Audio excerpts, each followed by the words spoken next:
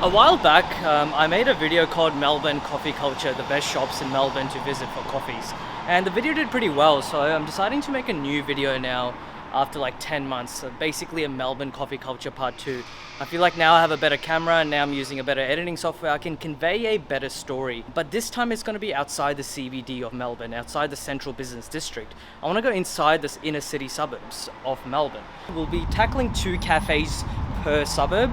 And, you know, let's just see how we go. Also, my friends in Stone in Focus have created Melbourne's first hop-infused cold brew coffee, which is just a great idea and something I really want to talk about later on.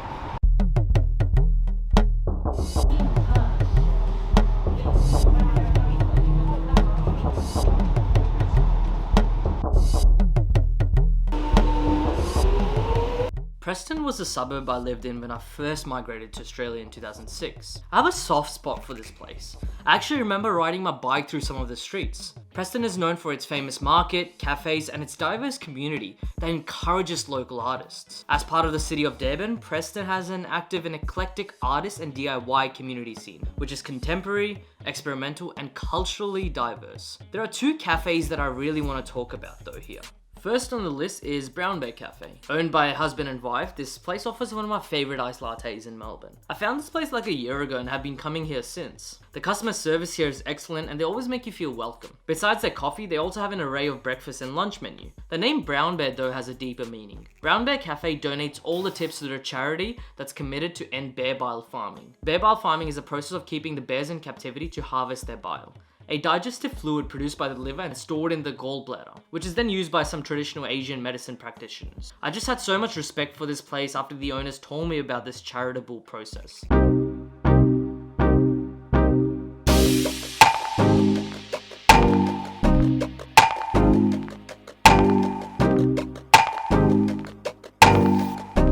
Right opposite Brown Bear, you will find Arepa.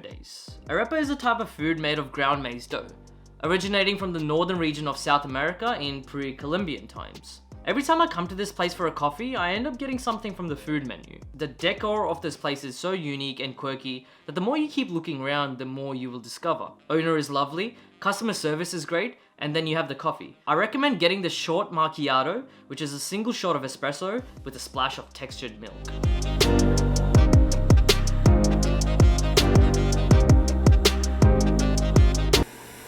This is Anmol. He likes the simple things in life. Biking, reading, going on walks, watching movies. He just ordered Melbourne's first hop-infused cold brew coffee. I sure did. And they deliver right to your door.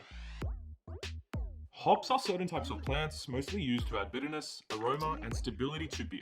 Stone in Focus infuses their premium cold brew coffee that is naturally sweet.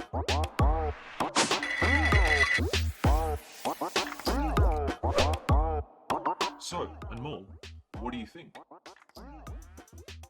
I like it. Well, so will you. Each bottle contains at least 8 espresso shots worth of coffee. Best to store it in the fridge for that ultimate cold brew experience.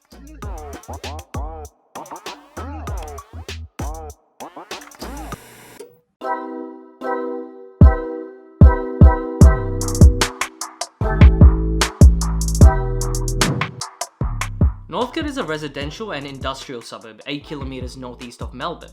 Throughout the 1880s, land in Northcote was relatively cheap. This was owing to its lack of public transport. This attracted many property investors, as well as people of limited financial means, setting in place Northcote's reputation as a working class suburb. The suburb has undergone massive gentrification over the last 25 years. In the 1990s, relative to the east of Melbourne, Northcote was classified as a low socioeconomic area. Today, Northcote is known as a hub for live music and of course, some great cafes. When you're in Northcote, visit Poke the Bear Cafe. Their breakfast and lunch menu all day is just awesome. The owner Ryan and his team are super friendly. This place is quite spacious and represents a unique aesthetic every time I come here. I feel so infatuated with the environment inside and outside. Every time you order a coffee to dine in, you get this little quote that is just a unique and simple touch. Also, there is a variety of alcoholic drinks available, which means it's always a great time. Last time I came here, I got an iced latte, and again, it did not disappoint.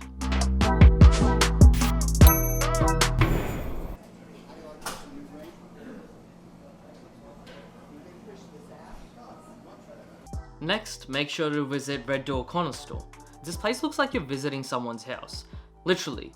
As you go in, you are bombarded with plants everywhere, which is, if you're a plant lover, it's heaven. And if you're not, well, then the coffee is more than enough to convince you to go back. These red doors see many people walk in every day, especially its regular customers. Last time I went here, I got a latte, which is what I would highly recommend. Staff are super friendly, service is fast, and the venue is just awesome. What else could you ask for?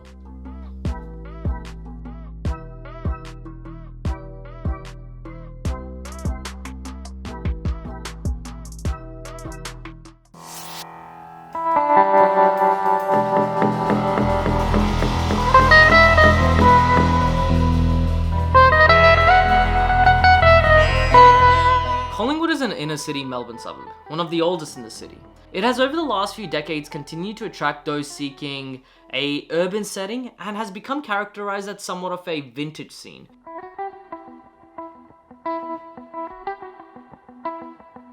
When you're in Collingwood, visit Aunty Petes. This industrial style cafe is known for more than just coffee. It's also a roasting house, coffee bar, event space, a retail shop, and a barista training center. They make brewed coffee. For those who don't know, it's made by pouring hot water onto ground coffee beans and then allowing it to brew. There's just something interesting about watching your coffee made in front of you in somewhat of a lengthy process. You can just see how meticulous these baristas are when they make the coffee in front of you. Just don't expect a latte. Aunty Petes only serves black coffee.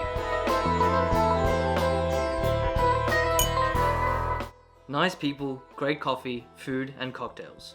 A motto that people at Terra Twilight live by. The place gives off this retro vibe, consisting of a spacious and welcoming environment that spreads out to their courtyard. The vibrant tone of the cafe, as well as music playing from the vinyl, infuses a quirky and a bustling scene. The coffee is delicious. They have an array of breakfast and brunch menu that caters for gluten-free and vegan options too. Make sure to check this place out if you're in Collingwood.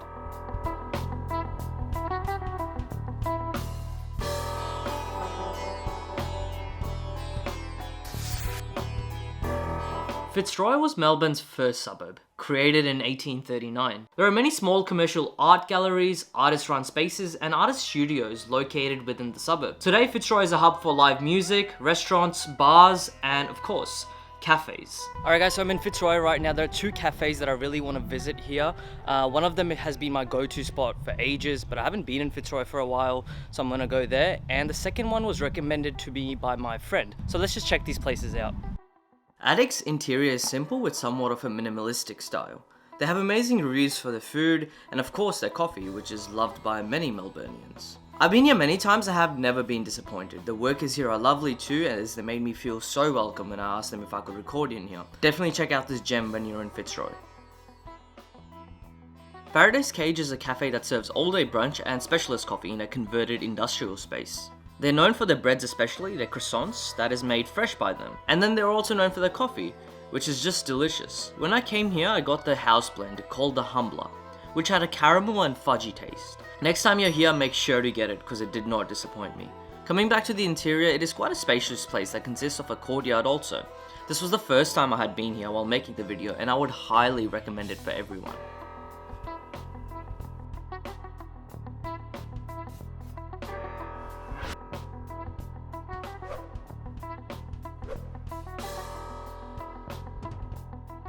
Hey guys, thank you so much for watching this video. If you're new to this channel, my name is Anmol. I usually make videos and vlogs. I get my ideas from the great books that I read, the pieces of film and art that I see, and the places I'm lucky enough to travel to. Now my main goal is that you learn something new after watching any one of my videos. So thank you, and make sure to subscribe, share it with your friends, and hit that notification button on so every time I upload a video, you get it also. Thank you.